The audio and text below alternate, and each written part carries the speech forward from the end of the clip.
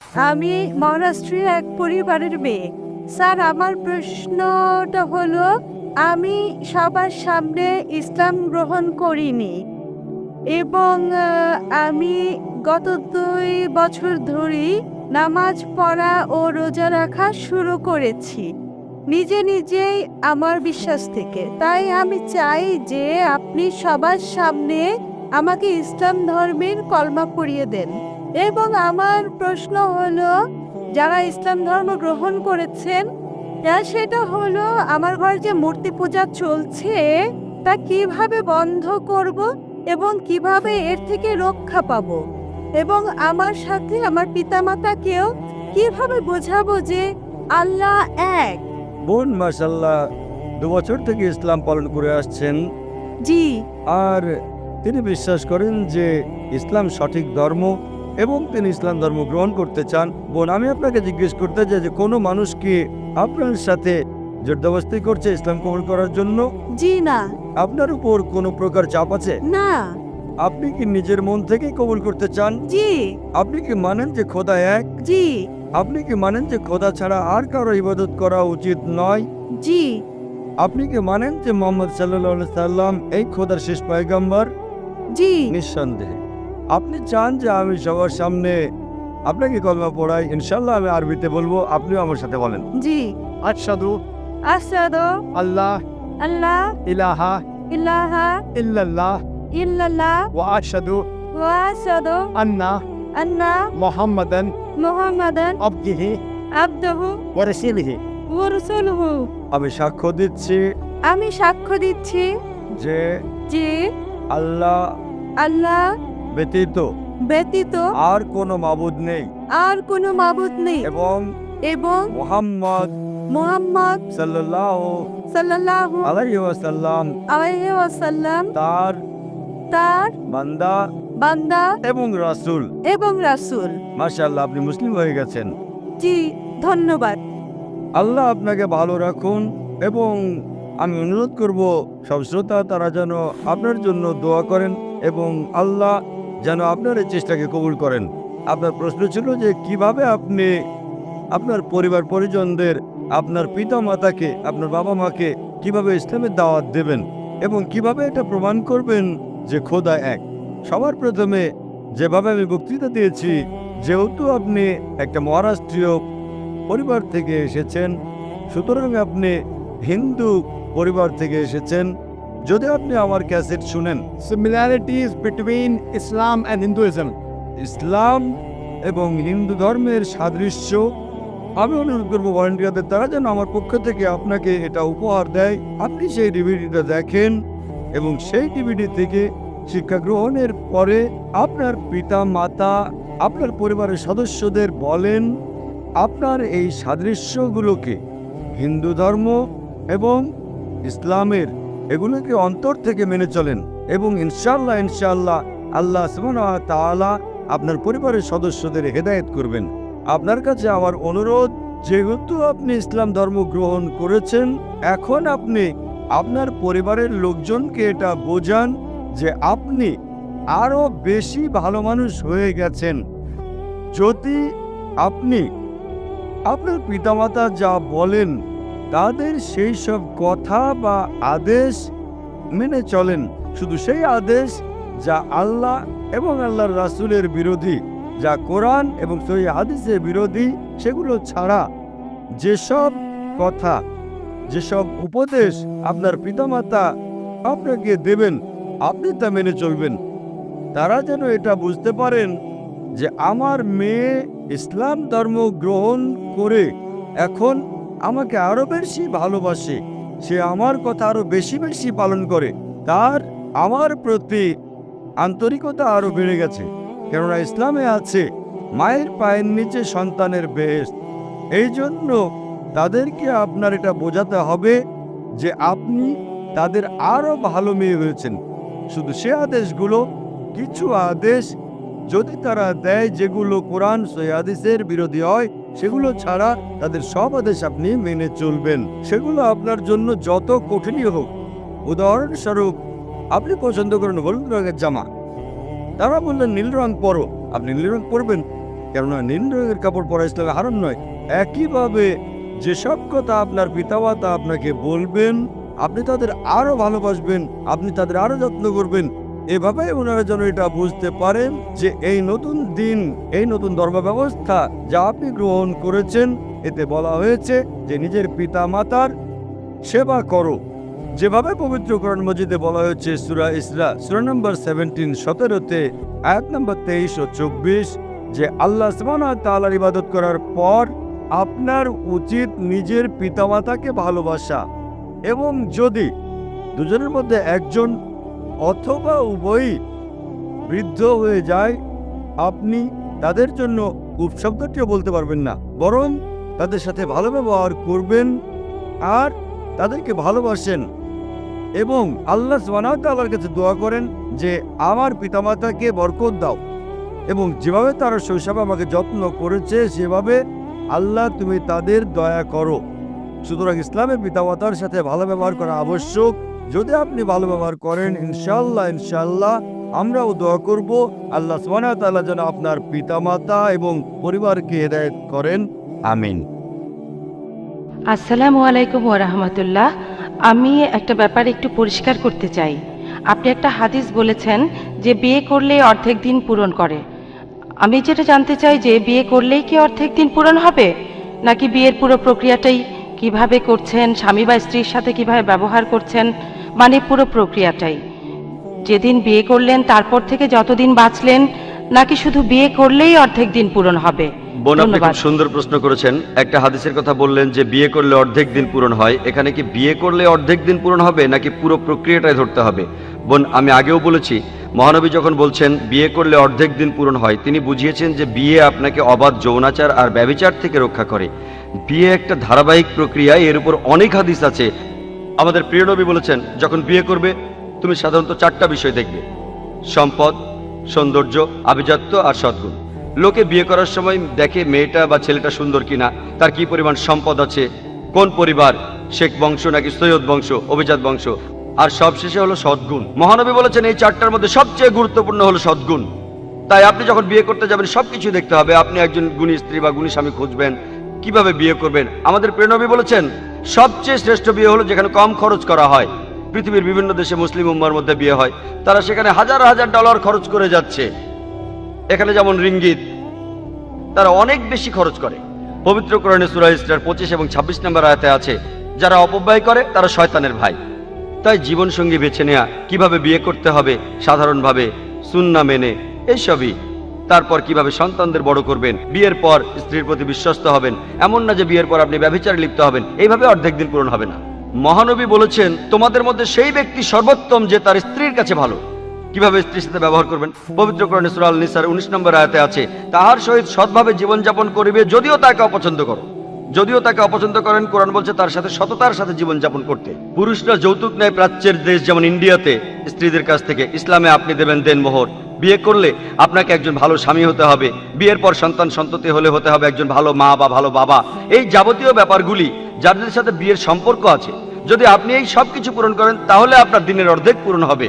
ভালো মা হওয়া, ভালো বাবা হওয়া, ভালো স্বামী হওয়া, ভালো স্ত্রী হওয়া, অপব্যয়ী না হওয়া, এই সব কিছু, ব্যভিচার থেকে দূরে থাকা, সমকামিতা থেকে, অবাধ যৌনাচার থেকে, এই সব কিছু পূরণ করতে পারলে আপনার অর্ধেক দিন পূরণ হবে। সেই জন্য আমাদের প্রিয় নবী বলেছেন বিয়ে করলে অর্ধেক দিন পূরণ হয়। অর্থাৎ বিয়ে করে যদি ইসলামের সব নিয়মগুলো মেনে চলেন, ইনশাআল্লাহ আপনার অর্ধেক দিন পূরণ হবে। আশা করি উত্তরটা পেয়েছেন। পুরুষ আর মহিলার অধিকার সমান কিনা সেটা নিয়ে প্রশ্ন করছি। আমরা কোরআন পড়ে জেনেছি যে পুরুষ আর মহিলার অধিকার সমান আল্লাহ সুবহানাহু ওয়া তাআলার কাছে। আর এই কথা আমাদের মহানবী হযরত মুহাম্মদ সাল্লাল্লাহু আলাইহি সাল্লামের হাদিসেও আছে যে বাবার চেয়ে মার অধিকার অনেক বেশি। কিন্তু এরপর আকিকার সময় দেখা যায় যে একটা বকরি কোরবানি দেয়া হয় মেয়ের জন্য আর 2টা দেয়া হয় ছেলের জন্য। বোঝানো হচ্ছে যে ছেলেই বেশি গুরুত্বপূর্ণ। প্রশ্নটা হলো এই যে আকিকার সময় কেন ছেলের জন্য 2টো বকরি আর মেয়ের জন্য 1টা বকরি কোরবানি দেয়া হয়? বোন, অনেক সহিহ হাদিসে আছে যে ছেলের জন্য 1টা বকরিও দেয়া যায়, এটা বাধ্যতামূলক না। সহিহ হাদিসে আছে 1টা বকরি মেয়ের জন্য আর ছেলের জন্য 2টো বকরি। তবে 1টা বকরিও দেওয়া যায় ছেলের জন্য, ব্যাপারটা এমন না যে ছেলের জন্য দুটো বকরিও দেওয়া উচিত। তবে এটার কারণ হিসেবে বলতে পারি যে ইসলামে পুরুষ মানুষই রোজগার করে, ইসলামে রোজগার করে পুরুষ। মেয়েদের বিয়ে হওয়ার আগে দায়িত্ব থাকে বাবার অথবা ভাইয়ের, আর তাদের বিয়ে হওয়ার পরে দায়িত্ব থাকে স্বামীর আর সন্তানের, তাদের অন্ন বস্ত্র বাসস্থান সবকিছু সংস্থান করার। তাই এখানে আলহামদুলিল্লাহ সে যাবতীয় অর্থনৈতিক দায় থেকে মুক্ত, তাকে সবাই রক্ষা করছে আলহামদুলিল্লাহ। এটা বললাম আমার যুক্তি দিয়ে, বলছি না যে এটাই আসল কারণ, আল্লাহ মালুম, আল্লাহ সেটা ভালো জানেন। ছেলের জন্য দুটো বকরি, তবে এটাই একমাত্র কারণ না। হতে পারে তার আর্থিক অবস্থা বেশ ভালো, তাই একজন মানুষ ছেলে হলে বেশি টাকা খরচ করতে চায়, এটা হতে পারে একটা কারণ, আল্লাহ ভালো জানেন। তবে বাধ্যতামূলকভাবে দুটো বকরি ছেলের জন্য এটা কোনো সহিহ হাদিসে নেই।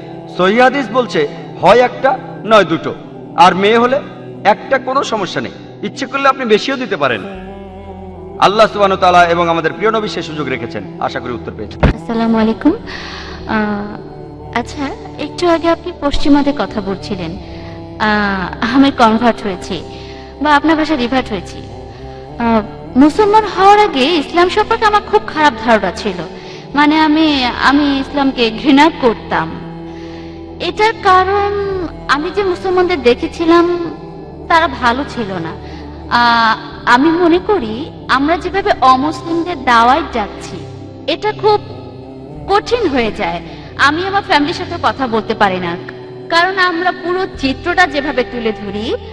আপনি যদি ইসলামের কথা বলেন তাহলে বলবো হ্যাঁ এটা খুব ভালো একটা ধর্ম, একমাত্র সত্য ধর্ম, কিন্তু সবসময় অন্যের সমালোচনা করাটা কি ঠিক? মানে এভাবে কথা বলাটা ঠিক না। পশ্চিমাদের এত বেশি সমালোচনা করা, আপনি যেসব ধর্ষণের কথা বলছেন মুসলমান দেশেও সেটা হয়, মধ্যপ্রাচ্যের দেশেও হয়, হয়তো এত বেশি রিপোর্ট সেখানে করা হয় না, কিন্তু এখানেও সেটা হয়। তাহলে পশ্চিমাদের উপর এত আক্রমণ কেন? এবং আরেকটা ব্যাপার হলো মহিলাদের। আপনি বললেন যে অমুসলিমরা বলে যে ইসলামে মহিলাদেরকে ছোট করে দেখে। কোরআনে অনেক কথা বলা হয়েছে পুরুষ এবং মহিলাদের সম্পর্কে, কিন্তু পুরুষদের সম্পর্কে যেগুলো বলা হয়েছে সেগুলোকে সবাই এড়িয়ে যাচ্ছে, আর মহিলাদের জন্য যা কিছু বলা হচ্ছে সেগুলোকে সবাই খুব কড়াকড়িভাবে দেখছে। আপনি একটু আগে বললেন গুণী স্বামী এবং গুণী স্ত্রীর কথা, কিন্তু আমি যখন বিভিন্ন বই পড়ি সেখানে লেখা থাকে শুধু গুণবতী স্ত্রীর কথা, আর শুধু বলা হচ্ছে মহিলাদেরকে কি করা উচিত। এমনটা কেন হচ্ছে? এসব আমরা করি বলেই অনেক অমুসলিমদেরকে বোঝানো কঠিন হয়ে যায়। এখানে উদাহরণ হিসেবে বলি যে আমি শুনেছি যে রাসূলুল্লাহ সাল্লাল্লাহু আলাইহি ওয়াসাল্লাম তার স্ত্রীদেরকে গৃহস্থালির বিভিন্ন কাজে সাহায্য করতেন। তাহলে আমাদের এই বইগুলো কেন শুধু একথাই বলে যে কিভাবে একজন ভালো স্ত্রী হওয়া যায়? কেন একথা কেউ বলে না যে কিভাবে একজন ভালো স্বামী হওয়া যায়? আসলে কি সব জায়গায় সব কিছুতেই মহিলাদের কথা বলা হচ্ছে, মহিলাদের এটা করা উচিত ওটা করা উচিত। ইসলাম ধর্ম একথাই বলছে, আর এভাবেই অমুসলিমদের দূরে সরিয়ে দিচ্ছি। খুবই সুন্দর প্রশ্ন করেছেন, খুবই প্রাসঙ্গিক যে আলহামদুলিল্লাহ তিনি রিভার্ট হয়েছেন, আমি তাকে অভিনন্দন জানাই আলহামদুলিল্লাহ। আরো বললেন যে মুসলমানদের সম্পর্কে তার খুব খারাপ ধারণা ছিল। আমি আগেও বলেছি অনেক মানুষ কিছু মুসলমানকে দেখে কখনোই মুসলমান হতে চাইবে না, আমি কথা আগে বলেছি। আলহামদুলিল্লাহ আল্লাহ তাকে হেদায়েত করেছেন আর তিনি মুসলমান হয়েছেন। আর তিনি বলছিলেন কিভাবে পশ্চিমাদের সাথে কথা বলা উচিত। আমাদের আলোচনার বিষয় কেন পশ্চিমারা ইসলাম গ্রহণ করছে, এটা বিষয় না যে কিভাবে পশ্চিমাদের দাওয়ায় ডাকা উচিত। আমার অন্যান্য ক্যাসেটে এই বিষয়ে বলা আছে। এর একটা হলো ইসলাম সম্পর্কে ভুল ধারণা। কিভাবে আপনি পশ্চিমাদের দাওয়ায় ডাকবেন সেটা অন্য ব্যাপার, আজকের বিষয় এটা নয় কিভাবে দাওয়ায় ডাকতে হবে। তবে মুসলমান হওয়ার কারণটা আমি বলছি, আর আমি কোদালটাকে কোদালি বলছি। আর বোন, আপনি ঠিকই বলেছেন, অন্য ধর্মের সমালোচনা করা উচিত না। পবিত্র কোরআনে সূরা আল আনামের 108 নম্বর আয়াতে আছে, আল্লাহকে ছেড়ে যাদেরকে তারা ডাকে তাদের গালি দিও না, কেননা তাহারা অজ্ঞানবশত আল্লাহকেও গালি দিবে। পবিত্র কোরআনে সূরা ইসরার 81 এবং 82 নম্বর আয়াতে উল্লেখ আছে যে وقل جاء الحق وزهق الباطل إن الباطل كان زهوقا, অর্থাৎ সত্য আসিয়াছে এবং মিথ্যা বিলুপ্ত হইয়াছে, কারণ ন্যাচারালি মিথ্যা বিলুপ্ত হবারই। আপনি বলছিলেন যে আমি পশ্চিমা বিশ্বের সমালোচনা করছি, আরো বিভিন্ন রকম কথা বলছি। বোন, সমালোচনা করা মানে আমি যেটা বলবো যে কোনো প্রমাণ ছাড়া বলা। আমি যা বলছি সেটা আমেরিকার পরিসংখ্যান, তাই আমেরিকায় যখন আমেরিকার সমালোচনা করছে আর আমি তার উদ্ধৃতি দিচ্ছি, তাহলে আমাকে দোষ দিচ্ছেন কেন? সমালোচনা করা মানে আমি যেটা মনে করি কোনো একটা পয়েন্ট ধরে সেটাকে পেঁচানো, যেটা পশ্চিমারাই বেশি করে। আমি দুঃখিত, আমি এটাকে খেলা বলছি, কিন্তু আসলে এটা যুদ্ধ। আমি কোদালকে কোদালি বলবো, পশ্চিমারাও কোদালকে কোদাল বলে। তারা খুব গর্বিত যে তারা স্পষ্টবাদী। তারা বলে আমরা খুব সাহসী, আমরা সত্যবাদী। আলহামদুলিল্লাহ, আর আমিও সত্যবাদী। হয়তো মিথ্যে কখনো বেরোবে না, সেটা আলাদা ব্যাপার। তারা মিডিয়ায় দেখায় যে মেয়েদের ছোট করে দেখা হয়, আর এই ব্যাপারে আমি লেকচার দিয়েছি, পরিষ্কার করেছি। তাহলে বোন, আমি যেটা করছি FBI রিপোর্ট থেকে বলছি, সেটা কোনো মুসলমান লেখেনি, লিখেছে পশ্চিমারাই। ধর্ষণের যে পরিসংখ্যান দিয়েছি সেটা কোনো মুসলমান লেখেনি, লিখেছে অমুসলিম পশ্চিমারা, অবাধ যৌনাচার, ব্যভিচার সম্পর্কে। আমি শুধু তাদের পরিসংখ্যান দিয়েছি। আর যখন তাদের উদ্ধৃতি দিচ্ছি, তারা বলতে পারবো না যাকে সমালোচনা করছে। কারণ কি জানেন, আমি তাদের পরিসংখ্যান থেকেই বলছি। যদি বলতাম হ্যাঁ মিস্টার আহমেদ আলী এই কথা বলেছেন, তাহলে এই কথাটা পশ্চিমাদের বিরুদ্ধে বলা যায়। আমি আহমেদ আলী বা সুলতান ভাইয়ের কথা বলছি না, আমি তুলে ধরছি তাদের পরিসংখ্যান। আর এজন্য আমি ব্যবহার করছি আমার হিকমা। আপনি বললেন যে ধর্ষণের ঘটনা ঘটছে, অন্যান্য দেশেও এগুলো রিপোর্ট করা হচ্ছে না। বোন, আমি আপনার সাথে একমত না। ধর্ষণ বেশি হয় পশ্চিমা দেশগুলোতে, ওখানে রিপোর্ট করা হয় না। এটা ওখানে খুবই সাধারণ। ধর্ষণ এতই সাধারণ ঘটনা যে রিপোর্টই করা হয় না। পশ্চিমে কয়েকবার গিয়েছি, ধর্ষণের কোনো কেসই দেখিনি। এটা এতই সাধারণ, এতই দৈনন্দিন ঘটনা যে রিপোর্টই করা হয় না। বোন, খবরের কাগজে ছোট্ট করে লেখা থাকে, অন্য কোনো দেশে যদি ধর্ষণ হয় হেডলাইনে আসবে। বলছি না যে এখানে ধর্ষণ হয় না, ধর্ষণ পুরো পৃথিবীতেই হয়, সব জায়গাতেই হয়। মুসলিম দেশের কথা বলেন, সেখানেও ধর্ষণ হয়। যেসব মুসলিম দেশে ইসলামী শরিয়া মেনে চলা হয় না, সেখানে হয়। পৃথিবীর মধ্যে সবচেয়ে কম ধর্ষণ হয় কোন দেশে? পৃথিবীর মধ্যে সবচেয়ে কম, সেটা হলো সৌদি আরব। সবচেয়ে কম, সেখানেও ধর্ষণ হয়। আমি বলছি না যে ধর্ষণ হয় না। পৃথিবীর সব গোত্রে কিছু কুলাঙ্গার থাকে, তবে পুরো পৃথিবীর মধ্যে সবচেয়ে কম ধর্ষণ ঘটে, সেটা হলো সৌদি আরবে। পৃথিবীর মধ্যে সবচেয়ে কম ডাকাতির ঘটনা ঘটে সৌদি আরবে। হ্যাঁ, অনেক মুসলিম দেশ আছে যারা ইসলাম অনুসরণ করে না, তারা হলো নকল মুসলমান। রিপোর্ট করা হলে অন্যান্য দেশে সেটা খবরের কাগজের হেডলাইন হয়, কারণ ধর্ষণ হলো একটা কলঙ্কিত ঘটনা। আর আমেরিকায় এটা দৈনন্দিন জীবন। যেমন একজন ডাক্তারের ঘটনা, রোগী বলল তার যৌন রোগ আছে, ডাক্তারও বলল তারও আছে। অবাক হওয়ার কিছু নেই, তারা আসলে নির্লজ্জ। আমার কাছে তারা নির্লজ্জ, তাদের কাছে এটা ঠিক। তাই বোন, আমি যখন সত্যি কথাটাই বলছি, আমাকে বলতেই হবে। আমি সবচেয়ে ভদ্র ভাষায় বলেছি জনগণের সম্পত্তি, তবে এটাই সত্যি। লোকে হয়তো বলবে সমালোচনা করছি, কিন্তু কোদালকে কোদালি বলবো। আর এভাবে বলাটাই পশ্চিমারা বেশ পছন্দ করে, আলহামদুলিল্লাহ। প্রথম প্রশ্ন, তাদের সমালোচনা করছি, আসলে তাদের পরিসংখ্যানটাই বলছি। যেমন কোরআন বলছে হিকমার সাথে দাওয়া দিতে। ادعو الى سبيل ربك بالحكمه والموعظه الحسنه وجادلهم بالتي احسن। মানুষকে তোমার প্রতিপালকের প্রতি আহ্বান করো হিকমত ও সদুপদেশ দ্বারা, আর তাহাদের সহিত তর্ক করো উত্তম পন্থায়। আমাদের নবী খ্রিস্টানদের উদ্দেশ্যে বলেছেন, ولا تقولوا ثلاثه। কোরআন বলছে যদি কোনো খ্রিস্টানকে বলেন তোমরা শিরক করো না, এসব থামাও, এটা তোমার ভালোর জন্য, খুব ভদ্রভাবেও যদি বলেন, সে অবশ্যই কষ্ট পাবে।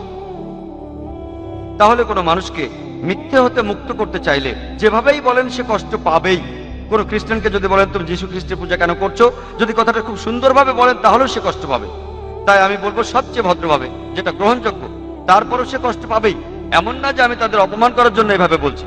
এখানে আমি পরিসংখ্যান দিচ্ছি। এটা আপনার দ্বিতীয় প্রশ্নের উত্তর। তৃতীয় প্রশ্ন হলো, কেন মুসলমান পণ্ডিত আর বক্তারা শুধু মহিলাদের নিয়ে কথা বলেন, মহিলাদের নিয়ে আয়াতগুলো উদ্ধৃতি দেন, আর পুরুষদের দায়িত্ব কর্তব্য সম্পর্কে কিছুই বলেন না? বোন, আমার ক্যাসেটগুলো আপনার দেখা উচিত, ইসলামে মেয়েদের অধিকার। আর আমার লেকচার শুনে লোকজন প্রশ্ন করেছিল আমি কখন ইসলামে পুরুষের অধিকার নিয়ে বলবো। এই ক্যাসেটে আমি বলেছি স্ত্রীর সাথে স্বামীর কিরকম ব্যবহার করা উচিত। এমনকি আজকেও যদি আপনি শুনে থাকেন, যখন হিজাব সম্পর্কে বলছিলাম, ঠিক আপনার কথাটাই বলেছি। সাধারণত মুসলমান বক্তারা মেয়েদের হিজাবের কথা বলে, কিন্তু আল্লাহ প্রথমে বলছেন পুরুষের হিজাবের কথা। তাই এই মানুষগুলো কেন এমন করছে তাদের জিজ্ঞাসা করুন, আমি সব বলতে পারবো না। আপনি যদি ইসলামের নিরপেক্ষ পথ আলহামদুলিল্লাহ দেখতে চান, আমার ভিডিও ক্যাসেটগুলো দেখতে পারেন। আর সেখানে আপনি দেখবেন যে ইসলামে মেয়েদের অধিকারের মধ্যে আছে কিভাবে একজন স্বামী তার স্ত্রীর সাথে ব্যবহার করবে। এরকম আরো অনেক পুরুষই আমার কথাগুলো পছন্দ করেনি, আর তারা প্রশ্ন করেছিলেন কবে আমি ইসলামে পুরুষের অধিকার নিয়ে কথা বলবো।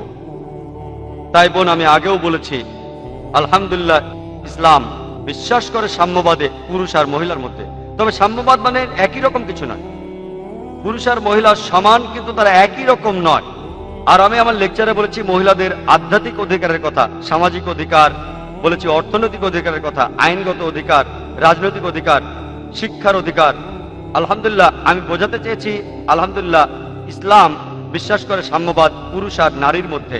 সাম্যবাদ মানে একই রকম নয়। পশ্চিমাদের সাথে তুলনা করেন, আবারও পরিসংখ্যান দিচ্ছি, তারা যা বলে সেটাই বলছি। পশ্চিমা বিশ্ব যে মানব সভ্যতার কথা বলে, সেটা ছদ্মবেশে ভেতরে লালন করে একটা শরীরকে শোষণ করা, সম্মানের অবমাননা করা, আরেকটি আত্মাকে বঞ্চিত করা। পশ্চিমা সমাজ আসলে মহিলাদের অধিকার দেওয়ার কথা বলে তাদেরকে নামিয়ে দিয়েছে উপপত্নীর স্তরে, রক্ষিতার স্তরে। তারা সমাজের কিছু প্রজাপতি যারা আসলে আনন্দ পিয়াসী আর সেক্স মার্কেটিয়ারদের হাতের খেলনা ছাড়া কিছুই না। এদের পাবেন আর্ট অ্যান্ড কালচারের রঙিন পর্দার সামনে আর পেছনে। পশ্চিমা বিশ্ব মেয়েদের অধিকার দেওয়ার কথা বলে আরো নিচে নামিয়ে দিয়েছে।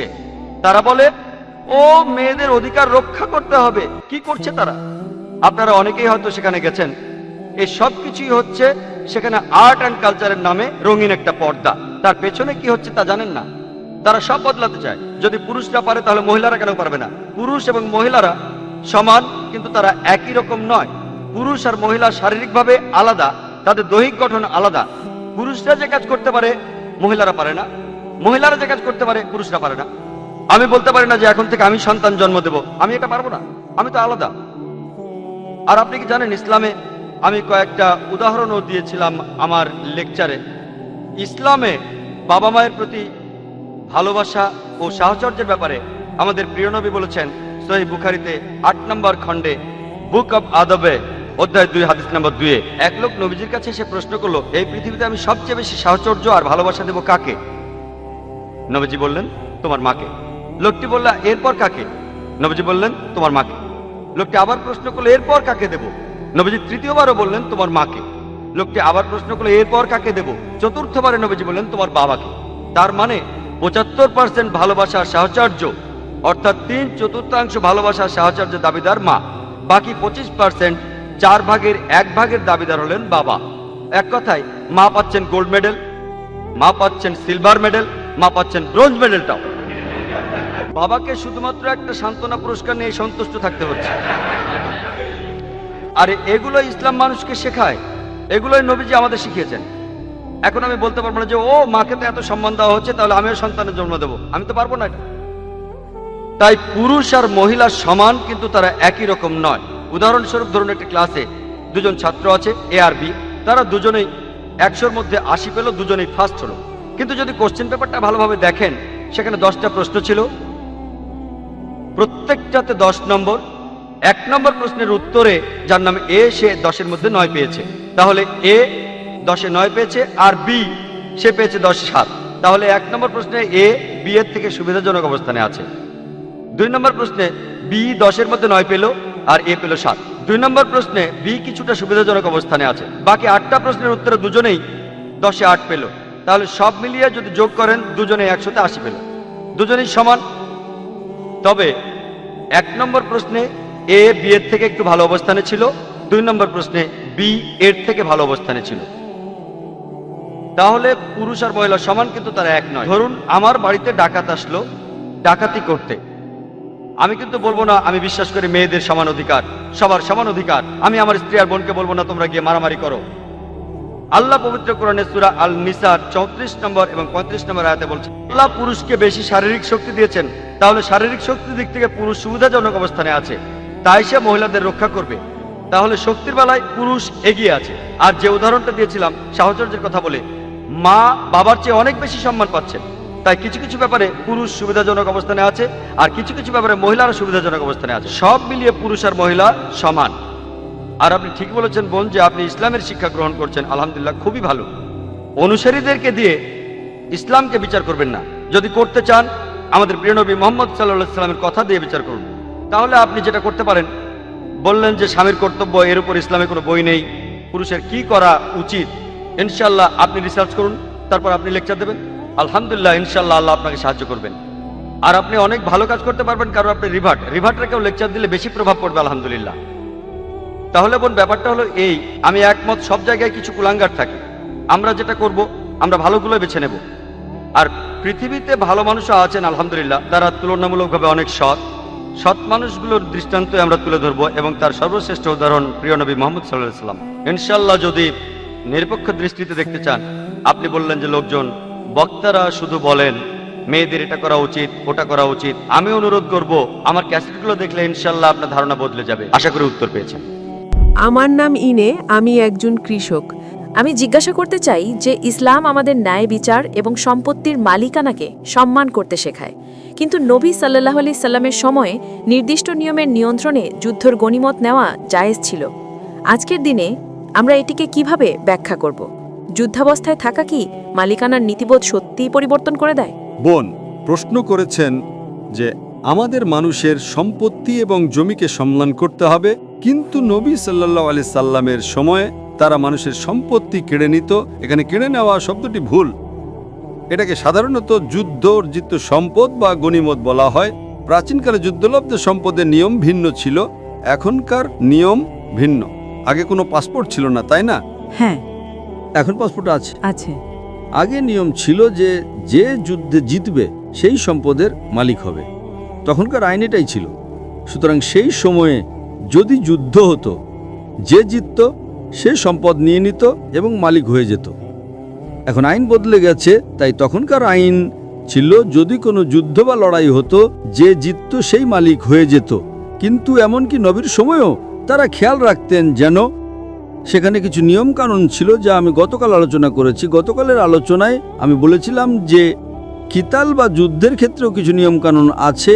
আল্লাহ সূরা বাকারার 2 নম্বর অধ্যায়ের 190 নম্বর আয়াতে বলেন, যারা তোমাদের সাথে যুদ্ধ করে তোমরাও তাদের সাথে যুদ্ধ করো, কিন্তু সীমা লঙ্ঘন করো না। যুদ্ধের সময় আপনি শিশুদের হত্যা করতে পারবেন না, নারীদের হত্যা করতে পারবেন না, যুদ্ধ না করা বৃদ্ধদের হত্যা করতে পারবেন না, মানুষের পশু হত্যা করতে পারবেন না, গাছপালা কাটতে পারবেন না। সুতরাং এর মধ্যে পার্থক্য বুঝতে হবে। আপনি আশ্রম বা উপাসনালয় ভাঙতে পারবেন না। এর মানে হলো তখনকার সময়ে অন্য ধর্মে বা সমাজে এই নিয়মগুলো ছিল না। তারা নারীদের হত্যা করত, তাদের ধরে নিয়ে যেত। ইসলাম নতুন নিয়ম এনেছে। এই যুদ্ধলব্ধ সম্পদ শুধুমাত্র যুদ্ধের সময়ের জন্য প্রযোজ্য। এর মানে এই নয় যে আপনি গিয়ে অন্যের সম্পত্তি কেড়ে নিতে পারেন। ঠিক আছে। আপনি কোনো নারী বা শিশুকে হত্যা করতে পারবেন না, এমনকি তারা শত্রু হলেও। বৃদ্ধদের স্পর্শ করতে পারবেন না যতক্ষণ না তারা যুদ্ধক্ষেত্রে আপনার সাথে লড়াই করতে আসে। আপনি আপনার শত্রুর আর্থিক ক্ষতি করার জন্য কিছু করতে পারবেন না, যেমন গাছপালা কেটে ফেলা। কিন্তু যুদ্ধে যা জয় করেন তা আপনার সম্পত্তি পরিণত হয়, কারণ তখনকার আইন এটাই ছিল। আর তারপরে তা যুদ্ধক্ষেত্রে অংশগ্রহণকারী লোকদের মধ্যে ভাগ করে দেওয়া হতো। সুতরাং তখনকার আইন এটাই ছিল। লুটপাট সাধারণ একটা বিষয় ছিল যা ইসলাম কমিয়ে এনেছে।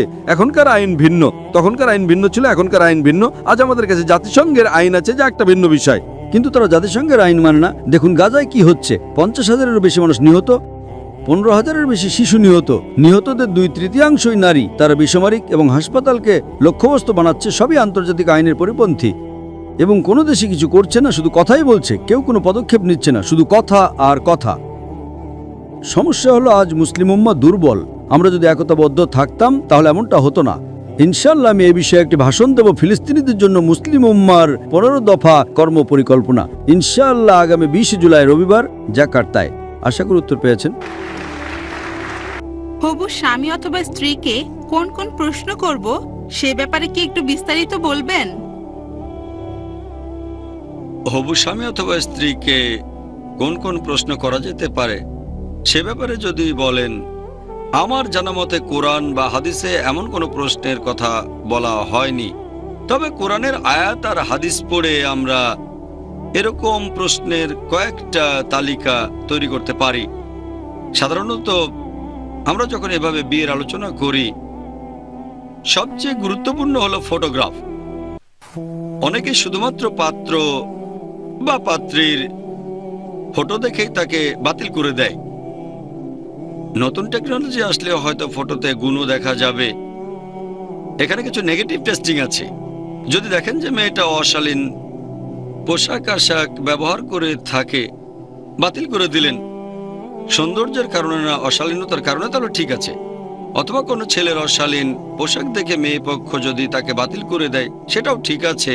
সাধারণত আমাদের সমাজে যখন বিয়ের ব্যাপার নিয়ে কোনো আলোচনা হয়, যখন পাত্রপক্ষ অথবা ছেলেপক্ষ কোনো মেয়েকে দেখতে যায়, তখন প্রশ্ন করে, আপনি কি রান্না করতে পারেন? কি কি খাবার রান্না করতে পারেন? বিরিয়ানি পারেন কিনা? ছেলে মেয়ে দেখাশোনা করতে হবে। এই প্রশ্নগুলোই করা হয়। আমি এগুলোকে একেবারে অর্থহীন বলবো না, তবে এটার গুরুত্ব খুব একটা বেশি না। যদি প্রথম 10টা বা 20টা প্রশ্নের কথা বলেন, আমি এগুলোকে তার মধ্যে ফেলবো না। এই প্রশ্নগুলোর গুরুত্ব আছে, তবে এগুলো গুরুত্ব বেশ কম। এখানে সবচেয়ে গুরুত্বপূর্ণ যেটা আগেও বলেছি, এখানে দেখবেন আপনার স্বামী অথবা স্ত্রী সেই ছেলে বা মেয়ের গুণ আছে কিনা। তাহলে বিভিন্ন প্রশ্ন করে বোঝার চেষ্টা করবেন সেই ছেলে অথবা মেয়েটার গুণ আছে কিনা। অন্য তিনটার ব্যাপারে জানা, সৌন্দর্য, সম্পদ, আভিজাত্য, এগুলো জানা খুব সোজা। গুণ এটা জানা কঠিন। যদি জানতে চান মেয়েটা সুন্দরী কিনা, তার দিকে তাকান, তাহলে জানতে পারবেন। মতভেদ হতে পারে, তবে মাত্র কয়েক মুহূর্তের মধ্যে বলতে পারবেন যে সে সুন্দরী কিনা। খুবই সহজ। যদি জানতে চান হবু স্বামী বা স্ত্রীর সম্পদ আছে কত, তাহলে ব্যাংক ব্যালেন্স দেখেন, একটু খোঁজ খবর নেন তার কিরকম সম্পত্তি আছে, একটু খবর নিয়ে দেখেন ফাঁকিবাজি আছে কিনা, এটা লোন নেয়া নাকি তার নিজেরই এত টাকা আছে। তবে এটা সহজ, খুব সহজে বের করতে পারবেন। যদি না আপনার সাথে প্রতারণা করা হয়, তাহলে সহজেই জানতে পারবেন তার সম্পদ আছে কি নেই। তৃতীয় মানদণ্ড, যে তার জন্ম কোনো অভিজাত পরিবারে হয়েছে কিনা, তাহলে সেই ছেলে বা মেয়ের বংশলতিকা দেখেন, তার বাবা মা কে। এটাও খুব সহজ। আপনার অনুমান সঠিক হবে সেই সম্ভাবনায় বেশি, ভুলের সম্ভাবনা কম। সৌন্দর্য দেখলেই আপনি বুঝতে পারবেন, সম্পদ খোঁজ নিলেই জানবেন, আভিজাত্য এই ব্যাপারেও খোঁজ নিলে জানতে পারবেন। এরপর আপনি যাচাই করতে পারবেন। তবে একটা ছেলে অথবা একটা মেয়ের মধ্যে কি পরিমাণ গুণ আছে সেটা বের করা খুব কঠিন। আমরা যখন স্কুলে পড়তাম অথবা কলেজে, সেখানে কেমিস্ট্রি বা রসায়ন ক্লাসে ছিল কনফার্মেটরি টেস্ট, সংক্ষেপে সিটি। কনফার্মেটরি টেস্ট মানে টেস্ট করে আমি নিশ্চিত হচ্ছি যে এটা হলো পটাশিয়াম অথবা এটা সোডিয়াম, কনফার্মেটরি টেস্ট। এছাড়াও আরেকটা হলো নেগেটিভ টেস্টিং, যে এই পদার্থটা অমুক ক্যাটাগরিতে পড়ে না। নেগেটিভ টেস্টিং, গুণের ক্ষেত্রে নেগেটিভ টেস্টিং করা খুবই সোজা। একজনের কোনো গুণ নেই এটা প্রমাণ করা খুবই সোজা। যেমন ধরেন একটা ছেলে পাত্রী দেখতে গেল, মেয়েটা পড়ছে স্কার্ট আর মিনি, সহজেই বলতে পারবে মেয়েটা ভদ্র না, খুব সোজা। তবে মেয়েটা যদি পরে হিজাব, আপনি নিশ্চিত বলতে পারবেন না যে মেয়েটা ভদ্র। তাহলে গুণের ক্ষেত্রে নেগেটিভ টেস্টিং খুবই সোজা। জানতে পারলেন যে পাত্র মদ খায়, সে জুয়া খেলে, তাহলে নিশ্চিত সে গুণবান না, সহজ। তবে ধরেন মদ খায় না, আপনি নিশ্চিত বলতে পারবেন না যে সে গুণবান। তাহলে নেগেটিভ টেস্টিং, যদি এই ধরনের কোনো লক্ষণ আপনি দেখতে পান হবু পাত্র অথবা পাত্রীর ভেতরে, যদি আপনি তার নেগেটিভ দিকটা জানতে পারেন, আপনি খুব সহজেই বলে দিতে পারেন যে তার কোনো গুণ নেই, যদি সে ব্যাপারে আপনি জানতে পারেন। তবে আপনি মাত্র একটা গুণের ঘাটতি দেখে হবু পাত্র বা পাত্রীকে একেবারে বাতিল করে দিতে পারেন না। হতে পারে সেই অংশটা গুণের খুব সামান্য একটা পার্ট, তবে যদি তার অন্যরকম কোনো আরো গুণ থাকে, তাহলে আপনি সেই পাত্র বা পাত্রীর কথা ভাবতে পারেন, চিন্তা করতে পারেন। এখন প্রশ্নের তালিকার ব্যাপারে যদি বলতে হয়, প্রথমে সৌন্দর্য, সেটা তো আপনি তাকে দেখলেই বুঝতে পারবেন। পবিত্র কোরআনে সূরা নূর 24 নম্বর অধ্যায় 30 নম্বর আয়াতে আছে পুরুষদের হিজাবের কথা। মুমিন পুরুষদের বলো দৃষ্টি সংযত করো, লজ্জাস্থানে হেফাজত করো। নারীদের হিজাব সূরা নূর 24 অধ্যায় 31 নম্বর আয়াত। আর মুমিন নারীদের বলো তারা যেন দৃষ্টি সংযত করে, লজ্জাস্থানে হেফাজত করে। জীবন সঙ্গী নির্বাচনে এই নিয়মে কিছুটা ছাড় আছে। আপনি আপনার হবু জীবন সঙ্গীর দিকে ভালো করে তাকাতে পারবেন। তাহলে প্রথম মানদণ্ডটা বেশ সহজ। এরপর আছে সম্পদ, আভিজাত্য। সম্পদের ব্যাপারটাও সহজেই জানা যায়, সম্পদের পরিমাণ জানা যায়। সবচেয়ে কঠিন হলো গুণ। আপনি বিভিন্ন প্রশ্ন করতে পারেন, আর হবু স্বামী বা হবু স্ত্রীর উত্তরের উপর নির্ভর করে আপনি পরের প্রশ্নটা করবেন। যেমন ধরেন একটা মেয়ে কোনো একটা ছেলের ইন্টারভিউ নেবে। সাধারণত আমাদের কালচারে, সমাজের নিয়ম অনুযায়ী ছেলেপক্ষ হবুপাত্রীকে যে কোনো প্রশ্ন করতে পারে, যে কোনো প্রশ্ন করতে পারে, কোনো সমস্যা নেই। তবে মেয়ে যদি প্রশ্ন করে, তাহলে লোকজন ভাববে, আরে এ তো ভালো মেয়ে না, আমাকে প্রশ্ন করছে, এ মেয়ে তো খুব বেশি কথা বলে, এত অভদ্র, তাই না? একটা ছেলের যেমন জানার অধিকার আছে, তেমনি একটা মেয়েরও আছে। তবে ইসলামিক নিয়ম মেনে চলতে হবে।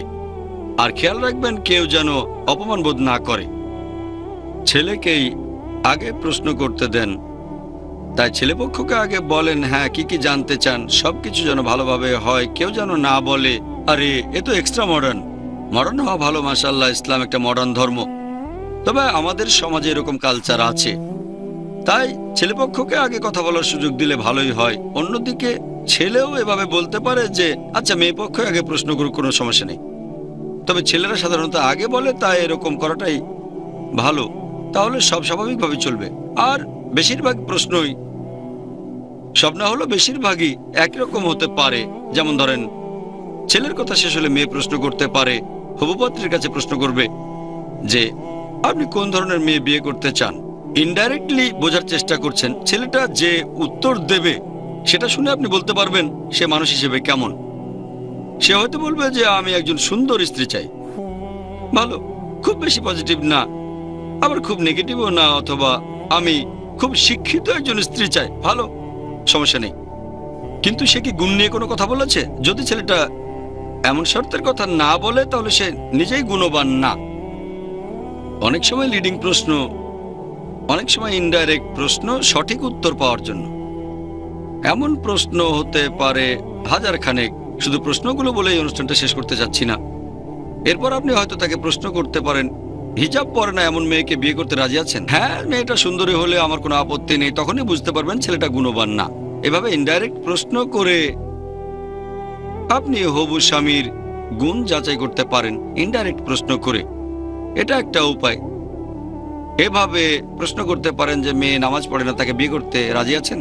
অথবা পরবর্তীতে ডাইরেক্ট প্রশ্নও করতে পারেন।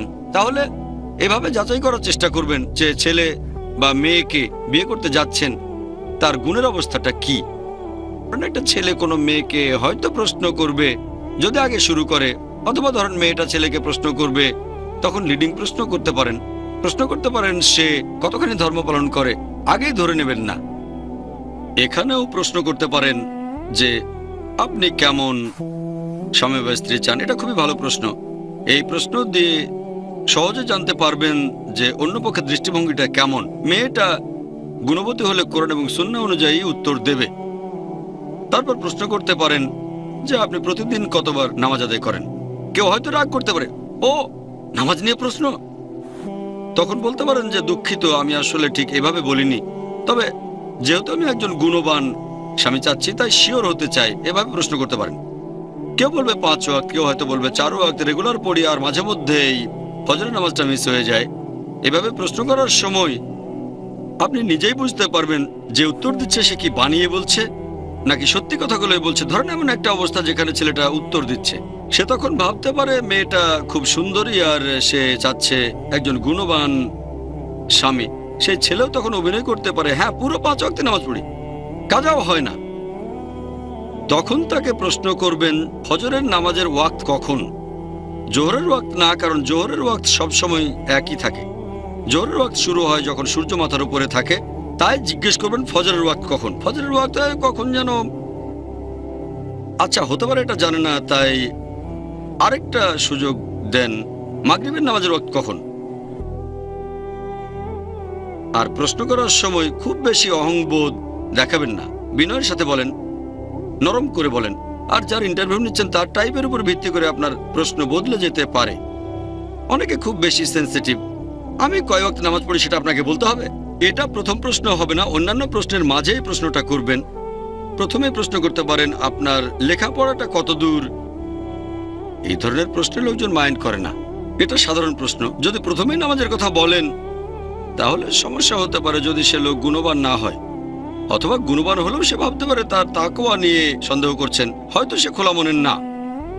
আপনি জিজ্ঞেস করতে পারেন সে কোথায় লেখাপড়া করেছেন, এখানে যাচাই করতে পারেন তার ইংরেজি কতটা ভালো, বাংলায় কেমন কথা বলে। এই জিনিসগুলো ঠিক গুণের পর্যায়ে পড়ে না, এগুলো মানানসই।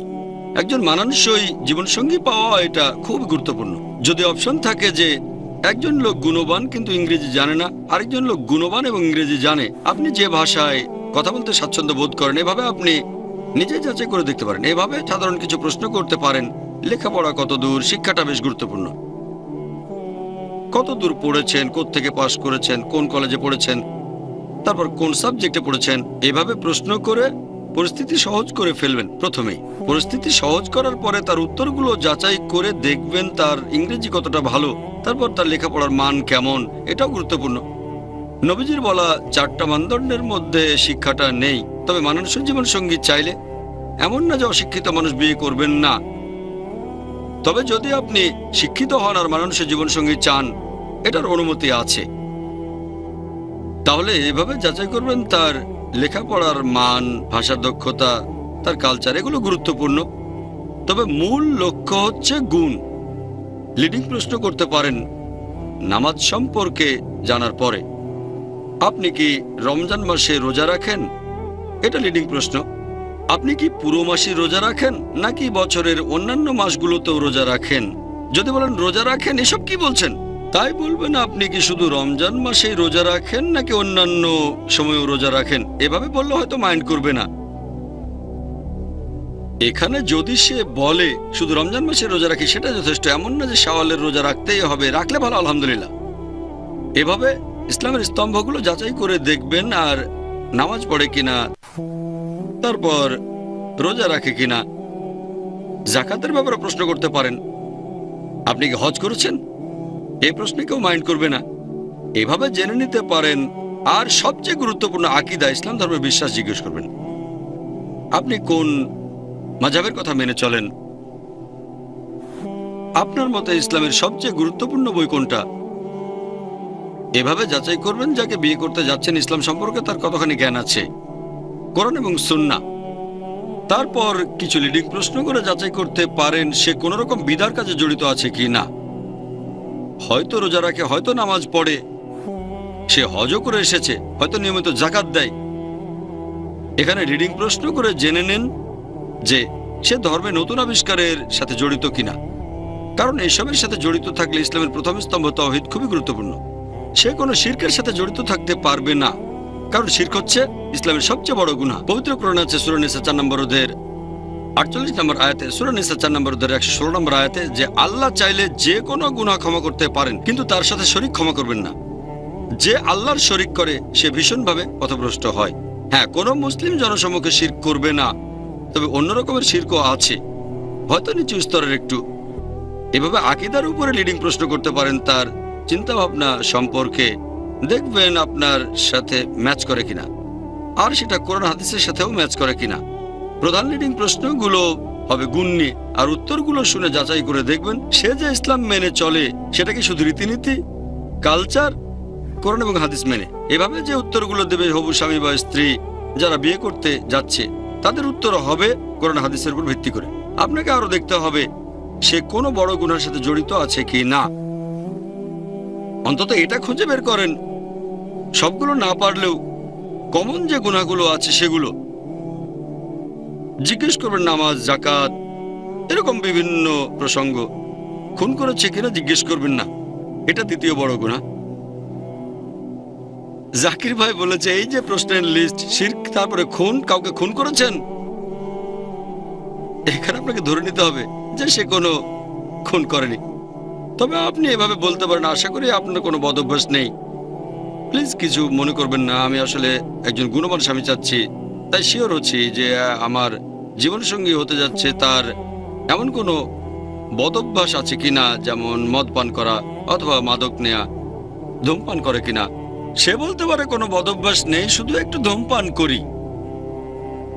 এটা নেগেটিভ, তবে কিছু ব্যাপারে ছাড় দেওয়া যায় যদি অন্যগুলো ভালো হয়। এমন না যে একটা উত্তর না হলে একেবারে বাদ। সে বলতে পারে আমি 4 ওয়াক্ত নামাজ পড়ি, ফজরটা মাঝে মধ্যে মিস হয়ে যায়, তার মানে এই না যে তাকে বাদ দিয়ে দেবেন আপনি।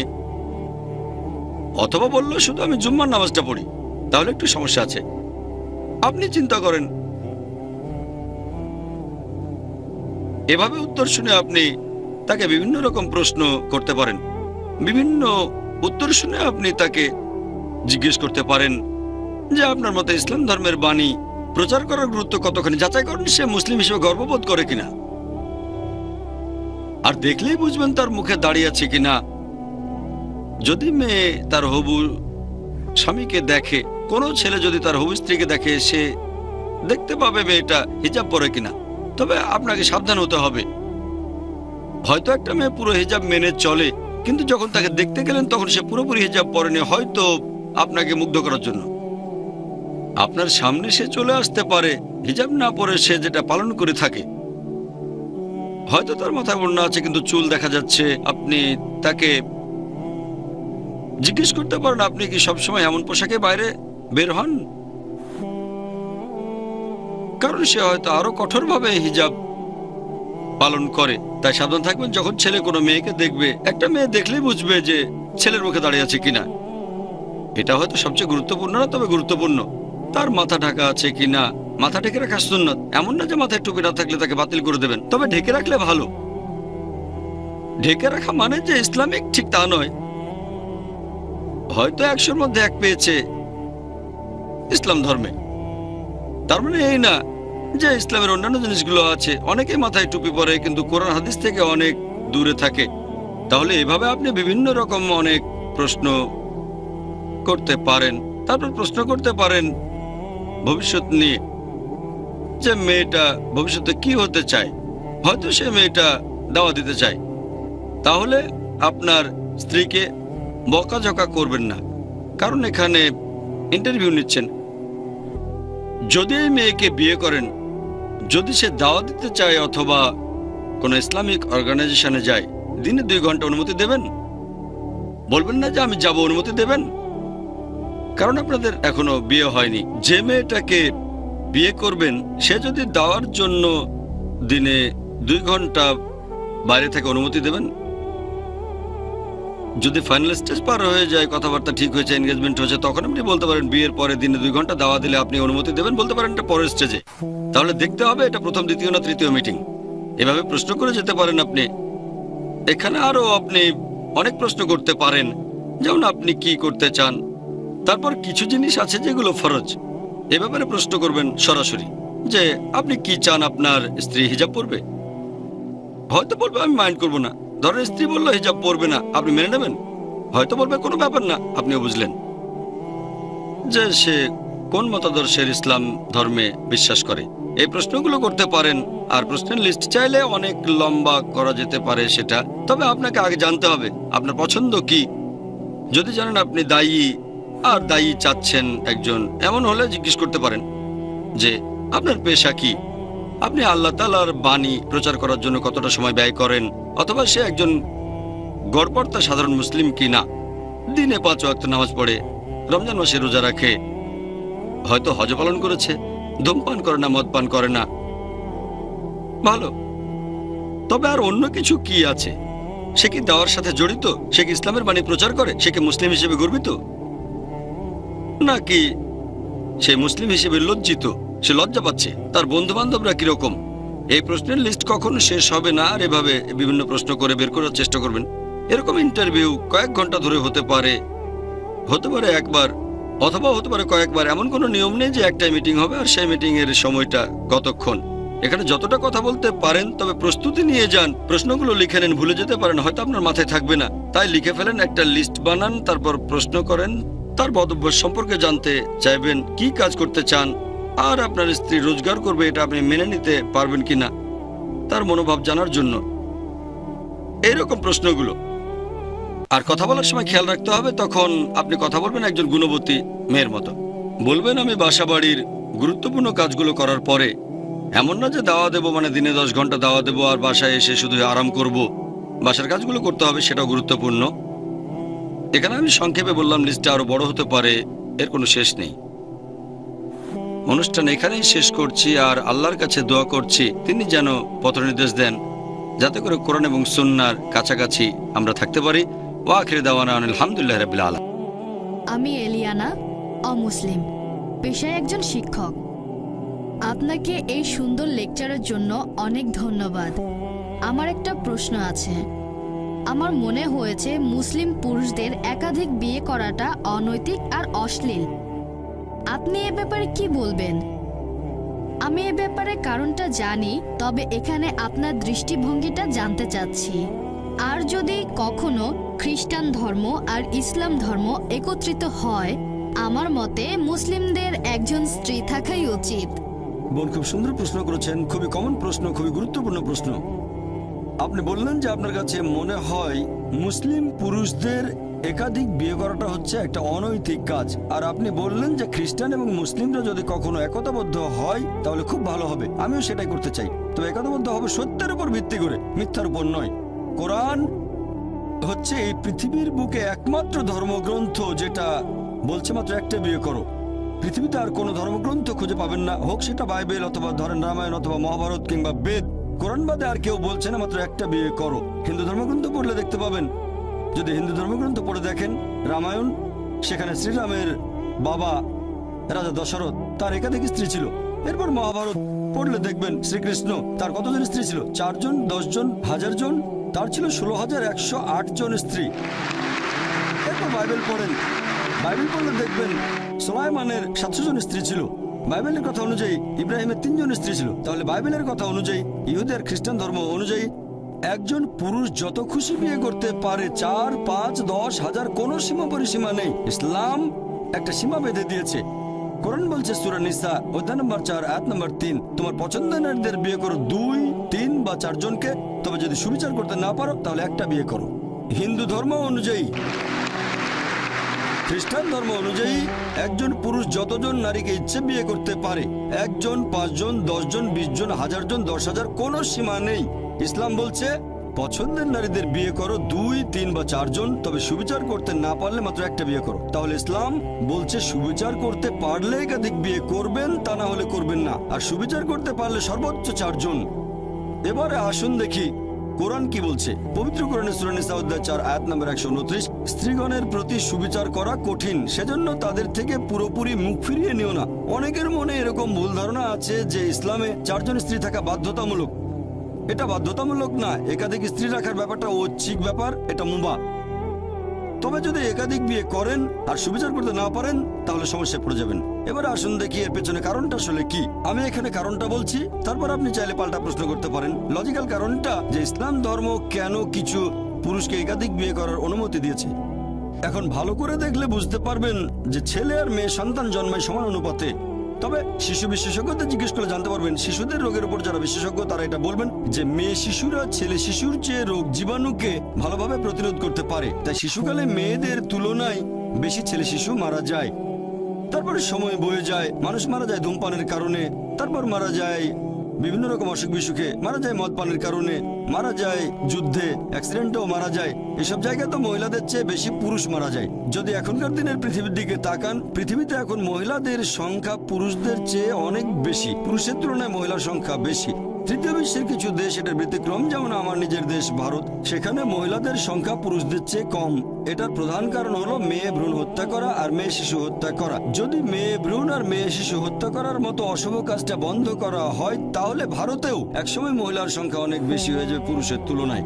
এখনকার পরিসংখ্যান অনুযায়ী শুধু নিউ ইয়র্কে পুরুষের তুলনায় মহিলার সংখ্যা বেশি প্রায় 10 লক্ষ। শুধুমাত্র আমেরিকাতে পুরুষের তুলনায় মহিলাদের সংখ্যা বেশি 78 লক্ষ। শুধু জার্মানিতে পুরুষের চেয়ে মহিলা বেশি 50 লক্ষ। শুধু যুক্তরাজ্যে পুরুষের তুলনায় মহিলা বেশি 40 লাখ। শুধু রাশিয়ায় পুরুষের চেয়ে মহিলা বেশি 90 লাখ। আর এটা আল্লাহ শুধু ভালো জানেন পুরো পৃথিবীতে পুরুষের তুলনায় মহিলার সংখ্যা কতজন বেশি। আর ধরেন তর্কের খাতিরে আপনার কথা মেনে নিলাম যে একজন পুরুষ মাত্র একজন মহিলাকে বিয়ে করবে। আর ধরেন আমার বোন থেকে আমেরিকায় আর সেখানে সব পুরুষ বিয়ে করে ফেলেছে, অথবা ধরেন আপনার বোন থেকে আমেরিকায় আর সব পুরুষই সেখানে বিয়ে করে ফেলেছে। প্রত্যেক পুরুষ একজন করে মহিলাকে বিয়ে করেছে। তারপরও আমেরিকাতে 78 লক্ষ মহিলা থাকবে যারা পাবে না জীবন সঙ্গী। তখন এই 78 লক্ষ মহিলার সামনে যে পথটা খোলা থাকবে যে হয় তারা এমন কাউকে বিয়ে করবে যার একজন স্ত্রী আছে, নয়তো হবে জনগণের সম্পত্তি। লোকে হয়তো বলবে জনগণের সম্পত্তি? ভাই জাকির, এটা তো কঠিন কথা। এটাই সবচেয়ে ভদ্র ভাষা যেটা আমি বলতে পারি। এর চেয়ে ভদ্র ভাষা আমার জানা নেই। হয় একজন পুরুষকে বিয়ে করেন যার একজন স্ত্রী আছে, নয়তো হবেন জনগণের সম্পত্তি, আর কোনো উপায় নেই। তাহলে বুঝতে পারছেন যে আমেরিকাতে আমেরিকার পরিসংখ্যান অনুযায়ী একজন সাধারণ আমেরিকান বিয়ে করার আগে তাদের গড়ে 8 জন যৌন সঙ্গী রাখতে পারে। কারো হয়তো 2 জন, কারো 10 জন, কারো বা 20 জন। বিয়ে করার আগে গড়ে 8 জন যৌন সঙ্গী থাকে। আর আপনি চাইলে যতজন খুশি রক্ষিত রাখতে পারেন, 1 জন, 10 জন, 20 জন, কোনো সমস্যা নেই। তবে আইনসঙ্গতভাবে একাধিক স্ত্রী তারা হজম করতে পারে না। যে কোনো ভদ্রমহিলাকে জিজ্ঞেস করেন, যদি কেউ একজন পুরুষের আইনসম্মত দ্বিতীয় স্ত্রী হয়, সে নিরাপত্তা পাবে, সম্মান পাবে, তার অধিকারগুলো পাবে। আর রক্ষিত হলে সেখানে কোনো সম্মান নেই, কোনো অধিকার নেই, তাকে নিচু করা হয়েছে। তাহলে ইসলাম মানবজাতির সমস্যাগুলোর সমাধান দেয়। বর্তমানে পৃথিবীতে পুরুষের চেয়ে মহিলার সংখ্যা অনেক বেশি। আমার মতে ইসলাম ধর্ম কিছু পুরুষকে একাধিক বিয়ে করার অনুমতি দিয়েছে যাতে করে মহিলারা ভদ্রভাবে থাকতে পারে। তা না হলে এটা সম্ভব নয়। আমি আপনার সঙ্গে একমত, আপনার কথাটা আমি মানি বোন, যে একজন মহিলা তার স্বামীকে শেয়ার করতে চাইবে না। আমি আপনার সঙ্গে একমত, মহিলারা স্বামীকে শেয়ার করতে চাইবে না কখনোই। আর সাধারণ পরিস্থিতিতে কোনো মহিলা চাইবে না যে তার স্বামী আরেকটা বিয়ে করুক। তবে ইসলামিক শরিয়া বলছে একটা বড় ক্ষতি ঠেকানোর জন্য ছোট ক্ষতি হওয়া ভালো। একজন ভালো মুসলিম মহিলা যে পৃথিবীর অবস্থা জানেন, সেই ছোট ক্ষতি মেনে নিতে আপত্তি করবে না। মানে স্বামীকে শেয়ার করা যাতে বড় ক্ষতি ঠেকানো যায়, অর্থাৎ আরেকজন বোনকে যেন জনগণের সম্পত্তি না হতে হয়। হ্যাঁ বোন, আর কিছু বলবেন? আমি এটাকে অনৈতিক বলছি, কারণ যে মহিলার একাধিক পুরুষ সঙ্গী থাকে সে একজন খারাপ মহিলা, কিন্তু একজন পুরুষের একাধিক স্ত্রী থাকলে সেখানে কোনো সমস্যা নেই, তাই না? এই প্রশ্নটা খুব সুন্দর বোন। আপনি প্রশ্ন করলেন যে কোনো পুরুষের একাধিক স্ত্রী থাকলে সে কি ভালো মানুষ? না, একজন পুরুষের একাধিক স্ত্রী থাকলে কোনো সমস্যা নেই, তবে একাধিক স্ত্রী থাকলেও সে খারাপ হতে পারে। যেমন ধরেন আমেরিকায় কারো রক্ষিতা আছে, হয়তো 4 জন 5 জন অথবা 10 জন, এমনকি ভারতেও সে একজন ভালো লোক না। তবে সে যদি হয় আইনসম্মত স্ত্রী, যদি সে বিয়ে করে, বিয়ের সময় তাকে প্রাপ্য অধিকারগুলো দেওয়া হবে, মোহর দেওয়া হবে, একই সময় সুবিচার করা হবে, তাহলে সে ভালো মানুষ। তবে আপনার পাল্টা প্রশ্ন যে মহিলারা কেন একাধিক পুরুষকে বিয়ে করতে পারে না, ঠিক এটাই তো আপনার প্রশ্ন, যে মহিলারা কেন একাধিক বিয়ে করতে পারে না, এই তো? আসলে আমি বলতে চাচ্ছি, যদি মহিলাদের সংখ্যা কমে যায় আর পুরুষের সংখ্যা বেড়ে যায়, তাহলে একজন মহিলার 2-3 জন স্বামী থাকতে পারে। সুন্দর প্রশ্ন করেছেন, যে যদি এরকম হয়, তবে আল্লাহ সুবহানাহু ওয়া তাআলা আমাদের সৃষ্টিকর্তা, তিনি অনেক ভালো জানেন আমাদের চেয়ে, তিনি আমাদের স্রষ্টা। এখানে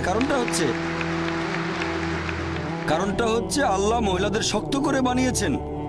মহিলারা মেডিকেলি পুরুষের চেয়ে অনেক বেশি শক্ত, এটা কি জানেন? আমি একজন মেডিকেল ডাক্তার। মেডিকেলি মহিলারা পুরুষের চেয়ে অনেক বেশি দিন বাঁচে।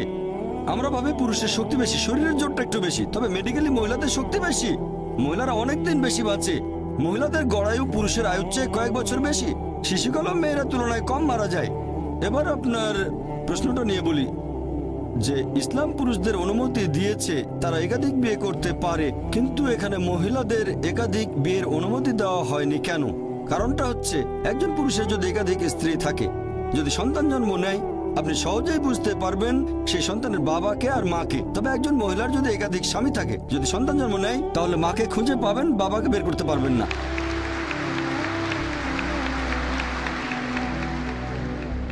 তারপর সন্তানকে স্কুলে ভর্তি করতে যাবেন, এর বাবার নাম কি, তখন হয়তো 2টো নাম দিতে হবে। এখন মেডিকেল বিজ্ঞান অনেক উন্নত হয়েছে, যেমন ডিএনএ, জেনেটিক কোডিং, এখন বলতে পারবো বাবাকে আর মাকে। এখন সেটা আগে সম্ভব ছিল না। ইসলাম পৃথিবীতে আছে শরণাগতকাল থেকে, এটা একমাত্র কারণ নয়, এছাড়াও আরো কিছু কারণ আছে। প্রাকৃতিকভাবে মহিলাদের তুলনায় পুরুষের যৌনতাড়না বেশি। তৃতীয়ত, একজন পুরুষ একাধিক স্ত্রী নিয়ে থাকতে পারবে, কিন্তু মহিলাদের জন্য একাধিক স্বামী থাকাটা কঠিন হবে, কারণ মহিলাদের মাসে রজস্রাব হবে, এমন সময় মানসিকতা বদলে যেতে পারে। এসব কারণে একাধিক স্বামী রাখাটা কঠিন হয়ে যাবে। এছাড়াও এখনকার দিনের বিজ্ঞান আমাদের বলে যে একজন পুরুষের যদি একাধিক যৌনসঙ্গী থাকে আর তাদের প্রতি বিশ্বস্ত থাকে, যেমন একজনের যদি একাধিক স্ত্রী থাকে, একাধিক যৌনসঙ্গী থাকে, আর তারা সবাই যদি একে অন্যের প্রতি বিশ্বস্ত থাকে, তাহলে সেই পুরুষের অথবা সেই মহিলার কোন রকম যৌনবাহিত রোগ হবে না। তবে একজন মহিলার যদি একাধিক যৌনসঙ্গী থাকে, যদি তার একাধিক স্বামী থাকে, তাহলে তাদের যৌনবাহিত রোগ হবে। প্রথমে রোগটা সেই মহিলারা হবে, তারপর সেই রোগ তার স্বামীদের মধ্যে ছড়িয়ে পড়বে। তাই মেডিকেলি এটা ভালো নয় যে একজন মহিলার একাধিক স্বামী থাকতে পারে। আশা করি উত্তরটা পেয়েছেন। শুভ সন্ধ্যা স্যার, আমার নাম মঞ্জু সিং, আমি নাগপুরের বাসিন্দা। আমি বেদের ব্যাপারে একটি প্রশ্ন করতে চাই, কারণ আমি বিশ্বাস করি বেদ হিন্দু ধর্মের মূল ধর্মগ্রন্থ। তাই আমি জানতে চাই, আপনি বিভিন্ন ধর্মগ্রন্থের অভিন্ন দিকগুলো তুলে ধরছেন যা অন্যান্য ধর্মগ্রন্থে একই রকম, কিন্তু কেন আপনি অমুসলিমদের কাছে সেসব দিকগুলো তুলে ধরছেন না যেগুলো পরস্পর সাংঘর্ষিক কিংবা যেগুলো পরস্পর বিপরীত? কারণ হিন্দু মেয়ে হিসেবে আমি অভিন্ন দিকগুলো বিশ্বাস করলেও এটা জানা অত্যন্ত গুরুত্বপূর্ণ হিন্দু ধর্মগ্রন্থের কোন দিকগুলো অন্যান্য ধর্মের সঙ্গে অভিন্ন এবং কোনগুলো ভিন্ন। বোন খুব সুন্দর একটা প্রশ্ন করেছেন। তিনি বলেছেন আমি বেদ থেকে উদ্ধৃতি দিয়েছি, সাদৃশ্যগুলো তুলে ধরেছি, কেন বৈসাদৃশ্যগুলো সম্পর্কে বলিনি, এবং তিনি সাদৃশ্যের পাশাপাশি বৈসাদৃশ্যগুলো জানতে চেয়েছেন। বোন, আমি যেমন ইসলাম ধর্ম ও হিন্দু ধর্মের সাদৃশ্যগুলোর উপর কয়েক ঘন্টা ধরে আলোচনা করতে পারি, তেমনি আমি ইসলাম ধর্ম ও হিন্দু ধর্মের বৈসাদৃশ্য নিয়েও দীর্ঘ আলোচনা করতে পারি। তবে আমার সাদৃশ্য নিয়ে কথা বলতে পছন্দ হওয়ার কারণ কোরআনে আমার স্রষ্টা আল্লাহ সুবহানাহু ওয়া তাআলা আমাকে সেই উপদেশই দিয়েছেন। সূরা আলে ইমরান অধ্যায় নম্বর 3 আয়াত নম্বর 64 বলা হয়েছে, कुल या अहलल किताब বলো হে কিতাবীগণ, तालो इला कलिमतिन सवाइम बैना बैनकुम এসো সেই বিষয়ের প্রতি যা তোমাদের ও আমাদের মধ্যে এক। প্রথম সাদৃশ্য কি? अल्लाह नाबुदा इल्लल्लाह আমরা আল্লাহ ছাড়া অন্য কারো ইবাদত করব वला না, नुश्रिक बिही शैय्यन তার সঙ্গে অন্য কাউকে শরীক করব না। वला यत्तखिद बादुना बादन अरबाबन मिन दुनिल्लाह আল্লাহ ছাড়া আমরা অন্য কাউকে আমাদের মধ্যে হতে রব হিসেবে গ্রহণ করব না। فإن तवल्लوا যদি তারা মুখ ফিরিয়ে নেয়, फकुलु शदू বলো তোমরা সাক্ষী থাকো बिअन्ना मुस्लिमून আমরা তো মুসলিম, আল্লাহ সুবহানাহু ওয়া তাআলার কাছে আত্মসমর্পণকারী। কোরআনের এই আয়াত আমাদের পথ দেখাচ্ছে কিভাবে বিভিন্ন ধর্মের মানুষের সঙ্গে কথা বলতে হবে। এসো সেই বিষয়ের প্রতি যা তোমাদের ও আমাদের মধ্যে এক। প্রথম সাদৃশ্য কি? সবচেয়ে গুরুত্বপূর্ণ বিষয় হচ্ছে अल्लाह नाबुदा इल्लल्लाह আমরা সর্বশক্তিমান আল্লাহ ছাড়া আর কারো উপাসনা করব না। বোন, মতপার্থক্যের ব্যাপারে আমি ঘন্টার পর ঘন্টা পার্থক্য নিয়ে লেকচার দিতে পারি। আমি পারি না তা নয়, তবে তাতে বৈরিতা তৈরি হবে, এতে করে কেউ কেউ আহত হতে পারেন। অবশ্য বিতর্কের সময় অনেক সময় বাধ্য হয়ে করতে হয়। যখন বিতর্ক হয়, একটা উদাহরণ দিচ্ছি, ডক্টর উইলিয়াম ক্যাম্বেল নামের এক ব্যক্তির সঙ্গে আমার বিতর্ক হয়েছিল। হ্যাঁ বোন, আপনি কি সেটা শুনেছিলেন? হ্যাঁ, আমি ভিডিও দেখেছি। হ্যাঁ, সেই বিতর্কের বিষয় ছিল ইসলাম ধর্ম ও খ্রিস্টান ধর্মের মধ্যে বৈসাদৃশ্য। কেন? তিনি একটা বই লিখেছিলেন, তাতে বলা হয়েছে কোরআনে 30টি বৈজ্ঞানিক ভুল রয়েছে এবং 8 বছরে কেউ এর জবাব দেয়নি। আমেরিকায় প্রচুর বিক্রি হয় বইটা। সুতরাং আমেরিকার ছাত্ররা আমাকে ডেকে পাঠালো। আমাদের সংলাপ হলো, বিষয় ছিল বিজ্ঞানের আলোকে বাইবেল ও কোরআন। কোরআনের বিরুদ্ধে তার যেসব আপত্তি ছিল আমি সবগুলো জবাব দিলাম। আমি বাইবেল থেকে 38টি বিষয় উল্লেখ করলাম যে বিজ্ঞানের বিপরীত। তিনি এর একটির জবাব দিতে পারলেন না। তাই এই বিতর্কে আমাকে এই কাজটা করতে হয়েছিল। যদি কোনো হিন্দু পণ্ডিতের সঙ্গে আমার বিতর্ক হয়, যদি তিনি বলেন বেদ পুরোপুরি বৈজ্ঞানিক, তখন অবৈজ্ঞানিক কথাগুলো আমি বলতে পারি। তবে যদি আমি বৈসাদৃশ্য নিয়ে কথা বলি, হতে পারে তখন আপনি মনক্ষুণ্ণ হবেন। সেজন্য যদি আপনি আরো গভীরে যেতে চান, তাহলে IRF এর কাছে প্রশ্ন রাখতে পারেন। আমরা আপনাকে সব রকম তথ্য দেব। তবে জনসমক্ষে নিতান্ত বাধ্য না হলে ব্যক্তিগতভাবে আমি বৈপরীত্য নিয়ে আলোচনা করতে চাই না। তার মানে এই না যে আমরা সচেতন নই। তবে সাদৃশ্যগুলো জানা থাকলে যা আপনাদের বলছি, আসুন আমরা অভিন্ন বিষয়গুলো অনুসরণের ব্যাপারে একমত হই। তাই আমি জনসাধারণকে বলি, যেগুলো একই বেদে, বাইবেলে, কোরআনে, যাতে সবাই একমত হয় যে অন্তত একটা গ্রন্থ ঈশ্বরের বাণী। হিন্দুরা বলবে বেদ ঈশ্বরের বাণী, খ্রিস্টানরা বলবে বাইবেল ঈশ্বরের বাণী, মুসলিমরা বলবে কোরআন আল্লাহর বাণী। আমি তাদেরকে একটি কথা বলি যা সবাই মেনে নেবেন। আসুন আমরা মেনে নেই যে বিষয়গুলোতে মিল রয়েছে। সুতরাং যখন আমরা অভিন্ন বিষয়গুলো দেখি, বেদ, বাইবেল, ইহুদিদের ধর্মগ্রন্থ, তালমুদ, কোরআনে, সবগুলো ধর্মগ্রন্থেই বলা হয়েছে ঈশ্বর এক। সবগুলো ধর্মগ্রন্থে বলা হচ্ছে সর্বশেষ নবী হযরত মুহাম্মদ সাল্লাল্লাহু আলাইহি সাল্লাম। সেজন্য আমি আপনাকে বলছি, বোন, কেন আপনি এক ঈশ্বরে বিশ্বাস করেন না? আমি আপনাকে জিজ্ঞেস করছি, বোন, আপনি কি এক ঈশ্বরে বিশ্বাস করেন? হ্যাঁ, আমি বিশ্বাস করি এক ঈশ্বরে। আপনি কি বিশ্বাস করেন, বোন, আপনি কি বিশ্বাস করেন সর্বশেষ বার্তাবাহক নবী মুহাম্মদ সাল্লাল্লাহু আলাইহি সাল্লাম? ঠিক এই কারণে আমি আপনাকে প্রশ্ন করেছি, কারণ কোরআন ও বেদ বোঝা খুবই কঠিন এবং আমি দ্বিধাগ্রস্ত। কোন ধর্মগ্রন্থটি ঈশ্বরকে পাওয়ার জন্য আমার জন্য অধিক গুরুত্বপূর্ণ? আমি ঈশ্বরের উপাসনার কথা বোঝাতে বোন, আপনি চাইছি। কি শুনেছেন আমার লেকচার ইসলাম ও হিন্দু ধর্মের মধ্যে সাদৃশ্য নিয়ে? অথবা হিন্দু ধর্মগ্রন্থে হযরত মুহাম্মদ সাল্লাল্লাহু আলাইহি সাল্লাম, এটা কি শুনেছেন? হ্যাঁ, শুনেছি। জানেন যে আপনার ধর্মগ্রন্থে বলা হয়েছে সর্বশেষ বার্তাবাহক নবী মুহাম্মদ সাল্লাল্লাহু আলাইহি সাল্লাম? হ্যাঁ। আপনি এটা জানেন? হ্যাঁ। তাহলে আপনি বিশ্বাস করেন যে নবী মুহাম্মদ আল্লাহর বার্তাবাহক? হ্যাঁ, আপনি অবশ্যই। কি বিশ্বাস করেন? হ্যাঁ। তাহলে আপনি যদি বিশ্বাস করেন যে ঈশ্বর একজন, যদি বিশ্বাস করেন প্রতিমা পূজা করা নিষিদ্ধ, এবং যদি বিশ্বাস করেন যে নবী মুহাম্মদ সাল্লাল্লাহু আলাইহি সাল্লাম সর্বশেষ বার্তাবাহক, তাহলে আরবি ভাষায় আমরা আপনাকে বলি মুসলিম।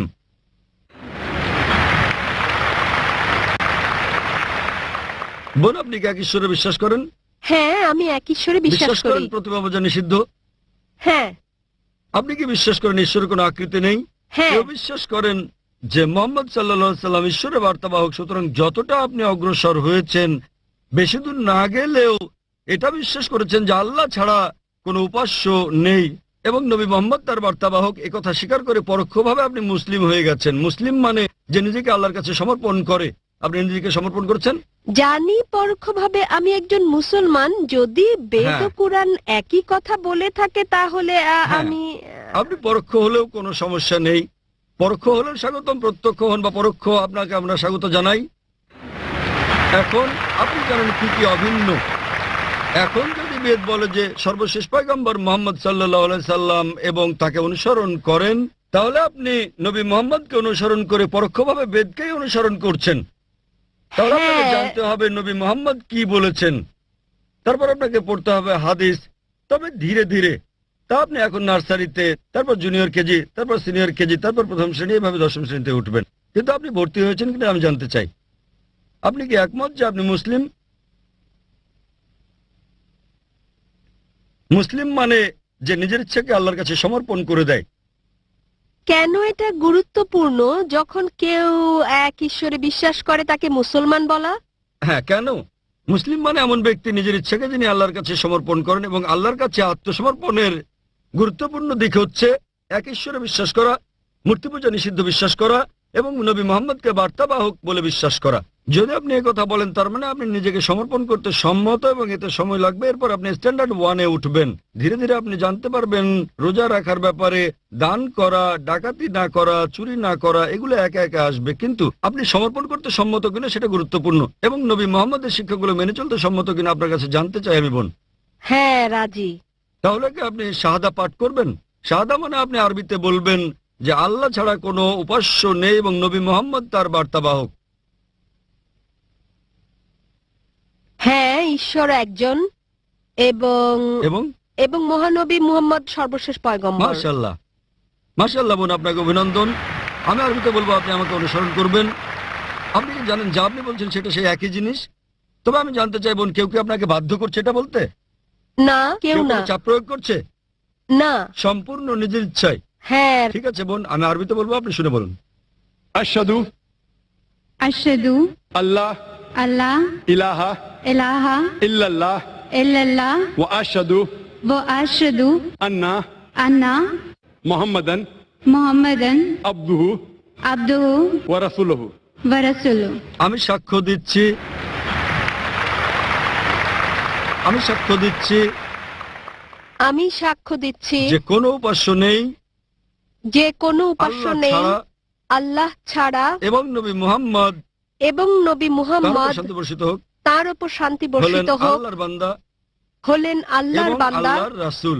এবং আল্লাহর রাসূল। মাশাআল্লাহ, ধন্যবাদ। আপনাকে আমি অভিনন্দন জানাই বোন। এখন আপনি ইসলামে প্রবেশ করেছেন এবং ইনশাআল্লাহ আরো জ্ঞান অর্জন করে প্রথম স্ট্যান্ডার্ড, দ্বিতীয় তৃতীয় স্ট্যান্ডার্ড শ্রেণীতে উঠবেন। ইসলামিক রিসার্চ ফাউন্ডেশনের বন্ধুদের সংস্পর্শে থাকুন এবং আপনাকে দিক নির্দেশনা দিতে আমাদের ভালোই লাগবে। আর যদি কোনো প্রশ্ন থাকে কোরআন সম্পর্কে, ইসলাম সম্পর্কে, আপনি করতে পারেন। হিন্দু ধর্ম সম্পর্কেও কোনো প্রশ্ন থাকলে করতে পারেন। জি, আপনাকে সুস্বাগতম বোন, এবং আমি আল্লাহ তাআলার কাছে দোয়া করি তিনি যেন আপনাকে জান্নাত দান করেন। ধন্যবাদ স্যার।